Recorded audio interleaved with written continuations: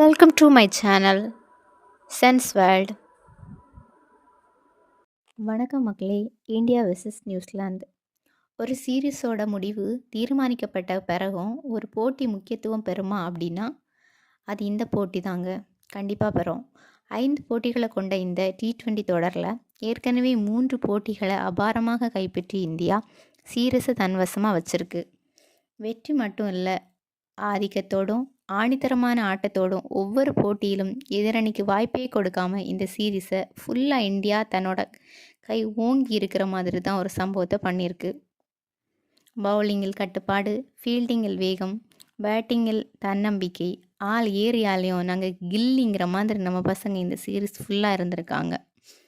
ஆனால் இந்த 4வது T20 நமக்கு எவ்வளோ முக்கியமான போட்டி அப்படின்னா விஷயம் இருக்குது. இந்த போட்டி ஒரு சாதாரணமான லீக் போட்டி இல்லைங்க. இது வரவிருக்கும் ICC T20 வேர்ல்டு கப்புக்கு முன் இந்திய அணிக்கான ஒரு முக்கியமான தயாரிப்பு கட்டம். இன்னும் விரல் விட்டு என்கிற நாட்கள் தாங்க இருக்குது. உலகின் மிகப்பெரிய T20 மேடை T20 வேர்ல்டு கப்புக்கு இந்தியா ரெடி ஆகிற இந்த டைமில் ஒவ்வொரு போட்டியும் நமக்கு ஒரு டெஸ்ட்டு தான். யாருக்கு இறுதி பிளேயிங் 11 இடம் கிடைக்கும், யார் தன்னைத்தானே நிரூபிக்கும் கட்டாயத்தில் இருக்காங்க, யாருக்கு ஓய்வு, யாருக்கு வாய்ப்பு, இந்த 4வது போட்டி இந்த எல்லா கொஸ்டின்ஸுக்கும் நமக்கு பதில் கொடுக்கும் ஒரு முக்கியமான மேடையாக தான் இருக்குது. இந்திய அணியின் தற்போதைய நிலை வேர்ல்டு கப்புக்கு நாங்கள் ரெடி அப்படிங்கிற மாதிரி தான் இருக்குது.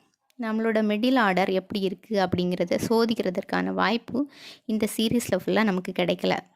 இந்த 4வது போட்டி சீரீஸை வென்ற அணியாக மட்டும் இல்லாமல் வேர்ல்டு கப்பை நோக்கி நகரும் சாம்பியன் அணியாக இந்திய அணி மைதானத்தில் களமிறங்க போகிறாங்க.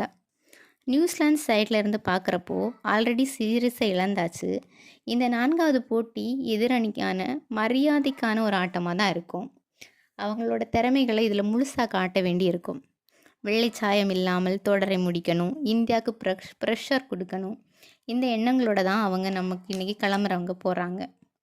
சீரீஸில் என்ன தான் நடக்கும், சரி பொறுத்திருந்து பார்ப்போம். ஓகே மக்களே, டாட்டா பாய் பாய். போக முன்னால் மறக்காமல் சேனலை சப்ஸ்கிரைப் பண்ணுங்கள்.